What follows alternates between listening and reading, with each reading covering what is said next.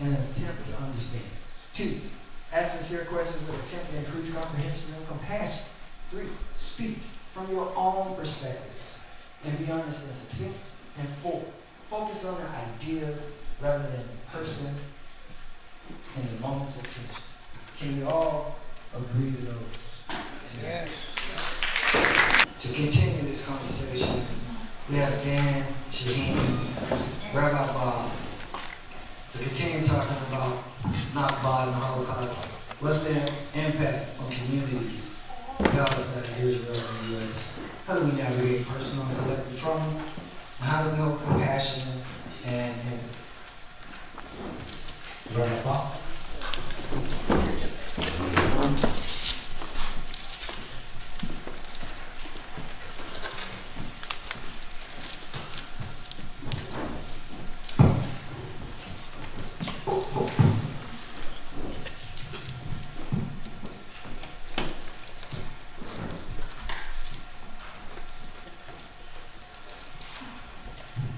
Well,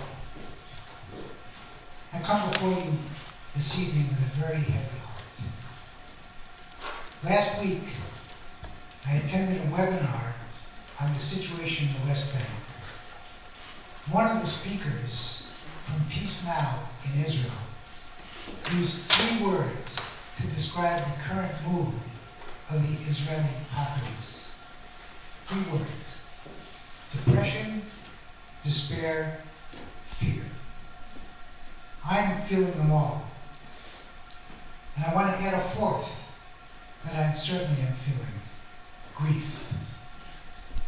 Maybe you're also feeling some or all of these emotions. I'm increasingly fearful about the fate of Israel. I'm increasingly despairing about the path the Israeli government is pursuing. I'm increasingly depressed and fearful about the impact on this war on our Jewish community right here in Humboldt. And I'm grieving the loss of my relationship with both the land of Israel and the state of Israel. Our biblical prophets responded to 2 very clear calls: to comfort the afflicted and to afflict the comfortable. Who would our prophets be speaking to today? Who would they be comforting? And who would they be afflicting? I'm aware of how comfortable I have been throughout most of my life, and especially how comfortable I've been in my Jewish life. But lately, my comfort level is being afflicted by events that certainly concern me, but are mostly beyond my control. I'll share some personal background.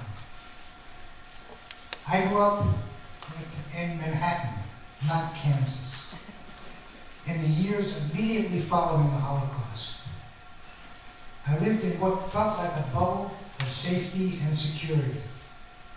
I don't remember ever feeling any anti-Semitism directed at myself or my family.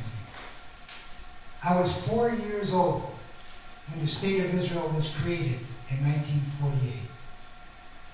I started going to Hebrew school when I was about 7, less than 10 years after the end of the Holocaust.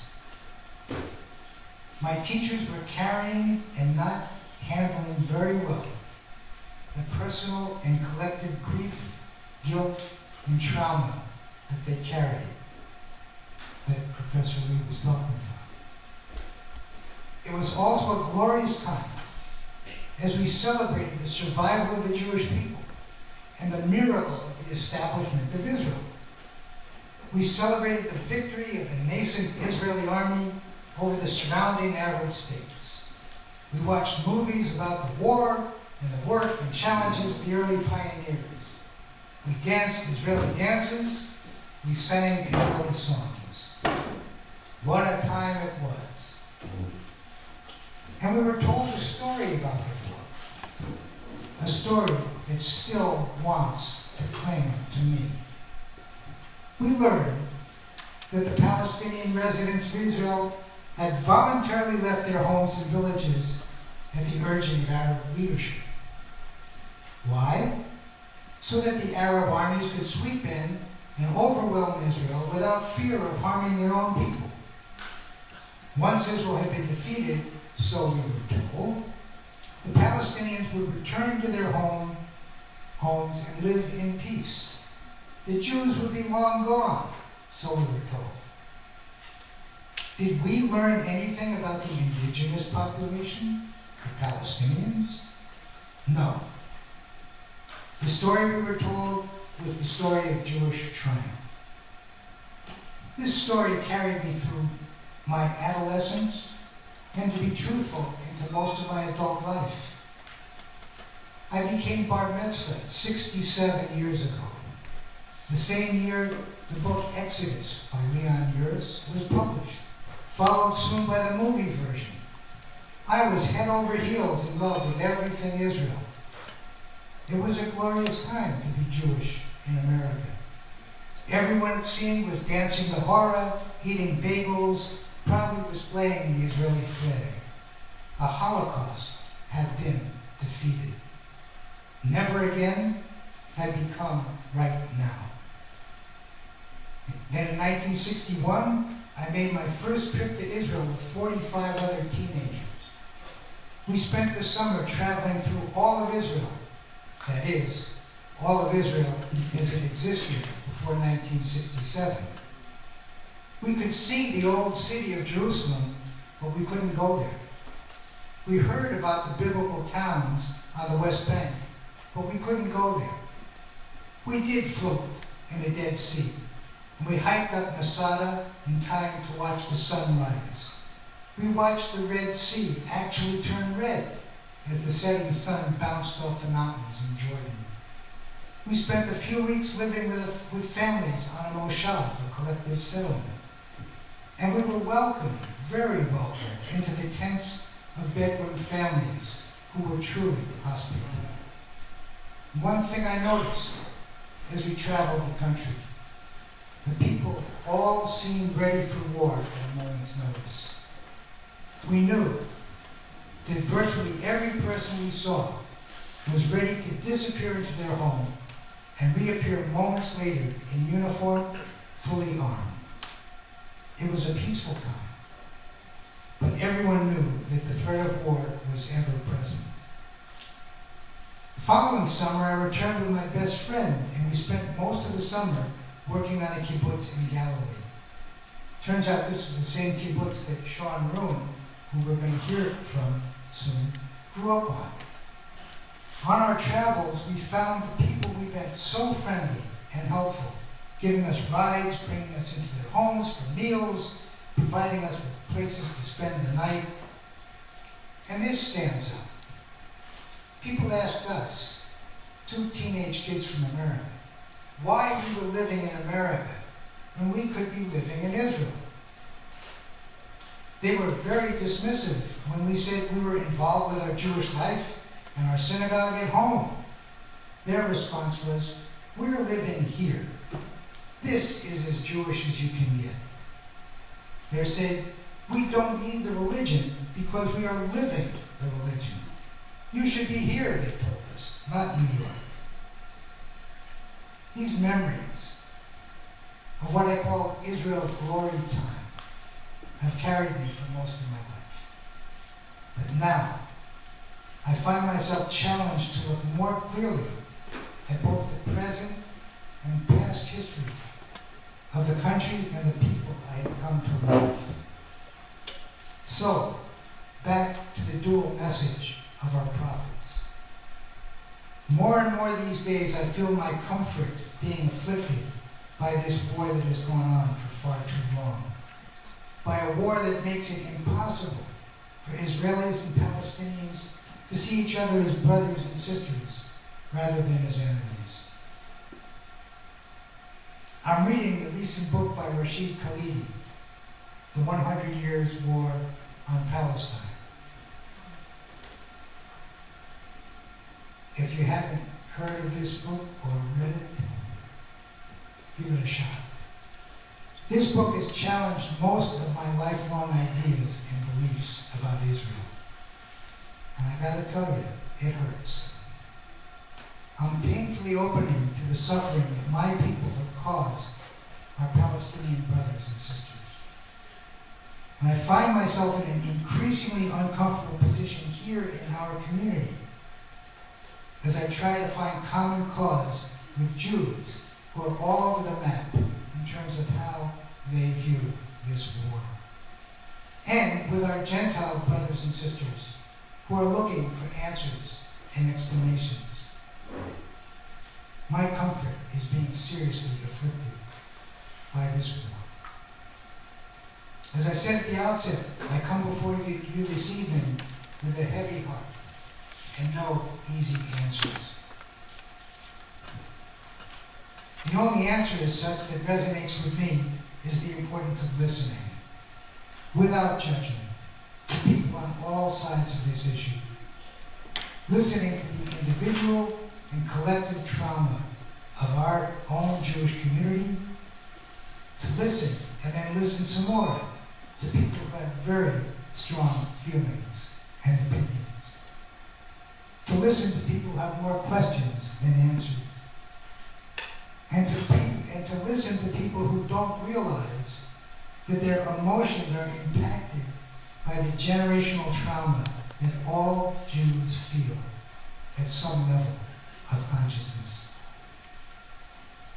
We have a tradition that says that the first two temples in Jerusalem were destroyed not by the Babylonians or the Romans, but by what our rabbis call sinat hinim, causeless hatred. It was this causeless hatred among ourselves that sent us into an exile that has lasted for 2,000 years. The challenge I feel right now is to try to not allow sinat hinim, causeless hatred, to destroy our community here in the same way that the earlier Jewish commonwealths were destroyed. Thank you for being here at this challenging time. And thank you for listening. And perhaps you'll join me in this effort to bring healing by truly listening to one another.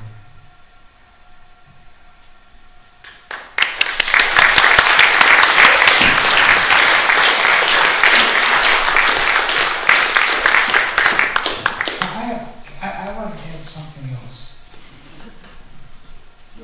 I was serving as rabbi in Western Massachusetts at the time of the Second Intifada. And I and several other rabbis decided it was time to start reading the names of people who were being killed. Of course, the goal, the idea was to read the names of all the Jews who were being killed, all the Israelis. And I said, no. Sure, we should read those names, but we need to read the names of the Palestinians who were also being killed, because there were far more of them. So as I look at this list, I'm reminded of that time. And boy, did I take flack for that. Because people said, well, why should we care about the Palestinians who are being killed? And I said, how can we not care about them? Yes. I just want to say thank you for your presentation, but I think I'm 75 years old and I know about the Holocaust. I've been since I was old enough to watch movies, seeing Schindler's List. I know the stories, not all of them certainly. I'm not Jewish myself, but I'm wondering. I have two questions or comments. How much do the people in this audience know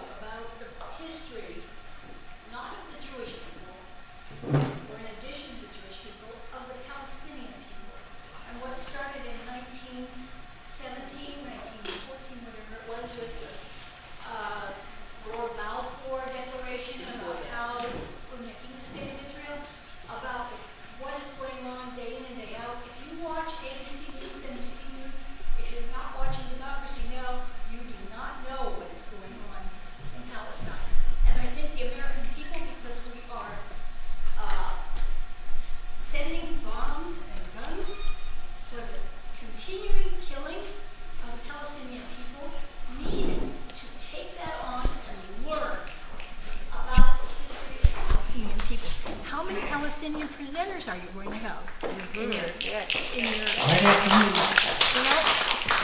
And I appreciate your talk. I understand the suffering of the Jewish people, but there's a lot more Americans need to know.